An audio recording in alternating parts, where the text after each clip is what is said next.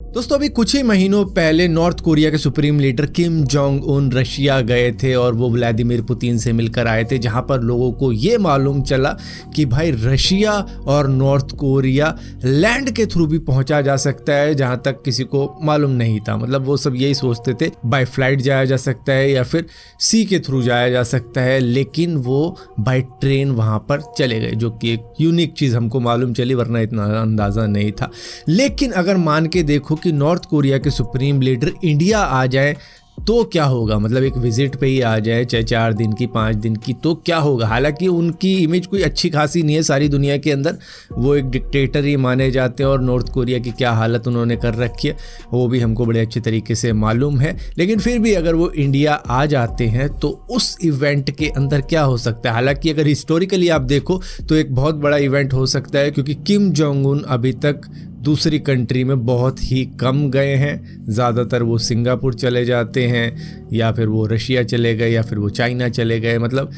इन्हीं कंट्री में ही वो जाते हैं, आसपास की में वो ज़्यादा दूर नहीं जाते, क्योंकि उनको पता है कि भैया मेरी जान को वैसे ही खतरा रहता है, इतने कर्मकांड मैंने कर रखे हैं, पता लगा मैं किसी और कंट्री में गया और वहाँ की मिलिट्री मुझे दबा ले। हालांकि अगर आप देखो इंडिया और नॉर्थ कोरिया की टाई बहुत लंबे वक्त से चल रही है, इन दोनों ही देशों के बीच में अच्छा रिलेशन है, दोनों ही एक दूसरे को एक्सपोर्ट करते हैं, इम्पोर्ट करते। हालांकि 2017 में यूएन ने जो इन पे सैंक्शन लगाई, क्योंकि ये न्यूक्लियर का यूज़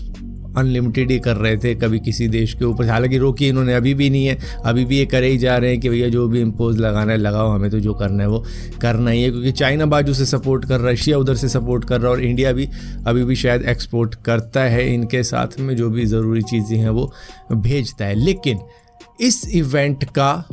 बहुत बड़ा असर पड़ सकता है सारी दुनिया के ही ऊपर कि भाई किम जोंग उन इंडिया करने क्या आया है। हालांकि अगर बात की जाए इंडिया की तो भाई इंडिया की इमेज बिगड़ सकती है अगर किम जोंग उन इंडिया के अंदर आते हैं, क्योंकि इनका जो ह्यूमन राइट वाला रिकॉर्ड है वो बिल्कुल ही बेकार है और इंटरनेशनली भी इनके रिलेशन अच्छे नहीं है दूसरी कंट्रीज़ के साथ में, खास तौर पे इनके आजू बाजू की कंट्रीज़ के साथ में, जैसे जापान हो गया, साउथ कोरिया हो गया या फिर दूसरी कंट्रीज़ हो गई। मतलब इनके रॉकेट इधर उधर जाते रहते हैं, तो जिसकी वजह से इनका कुछ अच्छा खासा चल नहीं रहा, बल्कि यूएस के साथ भी इनका कुछ अच्छा नहीं है। तो अगर ये विजिट इंडिया के अंदर होती है तो जो इंडिया के दोस्त हैं, मान लो जापान, यूएस, साउथ कोरिया, मतलब उनको बुरा लग सकता है कि यार ये क्या हो रहा है। हालांकि अगर देखा जाए नॉर्थ कोरिया के लिए अच्छा ये हो सकता है कि इनको इंटरनेशनली रिकॉग्निशन मिल सकती है और ऊपर से इनकी बातचीत हो सकती है कि भैया सुलह मशवरा जो भी है जापान के साथ में, साउथ कोरिया के साथ में, वो हो सकता है अगर इस तरीके की मतलब पीसफुल बातें ये कर जाएं। ऊपर से इंडिया इनके लिए सेकंड बिगेस्ट ट्रेड पार्टनर है चाइना के बाद में, तो इनके लिए इंडिया एक काफ़ी ज़्यादा इम्पॉर्टेंट कंट्री हो जाती है, क्योंकि इम्पॉर्टेंट गुड्स वो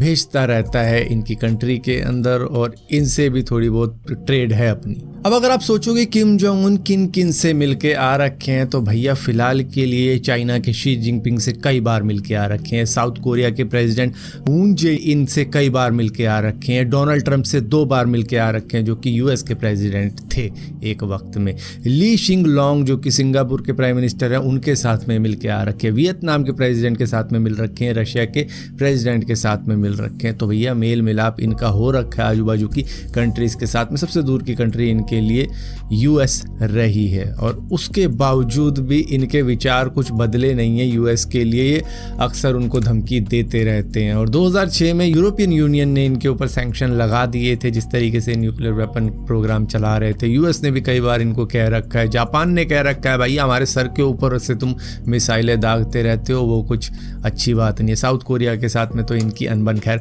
हो ही रखी है और ऊपर से यूएन ने इनके ऊपर जो सैंक्शन लगाया था उसके बाद में ही इनकी असली भद पिटी है, सही बताऊं तो। सो अब आपके दिमाग में आ रहा होगा यार इतना कुछ सुन लिया किम जोंग उन के बारे में, इसका मतलब तो यही है कि किम जोंग उन उतना इम्पोर्टेंट नहीं है इंडिया के लिए। देखो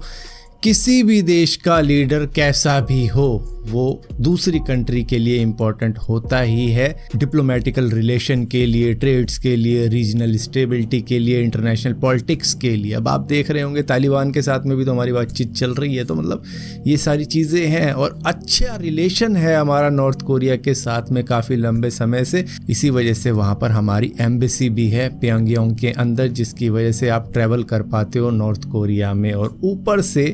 आप एक बात सोच के देखो, दुश्मन का दुश्मन दोस्त होता है, तो वही सेम चीज़ है। अगर हम उसको भी दुश्मन बना लेंगे, चाइना तो है ही, तो फिर वो एक दूसरे के दोस्त हुए। लेकिन अभी के लिए ऐसा है कि भाई वो एक बार सोचेगा नहीं यार, इंडिया से हमारे अच्छे खासे ताल्लुकात हैं, हम कुछ नहीं करने वाले, तू भेड़। सो नॉर्थ कोरिया के लिए इंडिया काफ़ी ज़्यादा इंपॉर्टेंट है आफ्टर चाइना, क्योंकि वो बिगेस्ट ट्रेड पार्टनर है और मेजर फूड एड प्रोवाइडर भी है और ह्यूमैनिटेरियन असिस्टेंस भी करता है इंडिया नॉर्थ कोरिया की। तो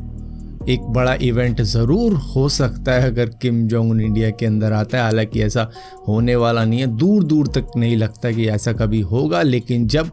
डोनाल्ड ट्रंप मिले थे किम जोंग उन से, तो सारी दुनिया ने देखा था कि हाँ भाई, ये तो पहली बार हुआ है 17-18 सालों में कोई आए जाए किम जोंग उन के इलाके में।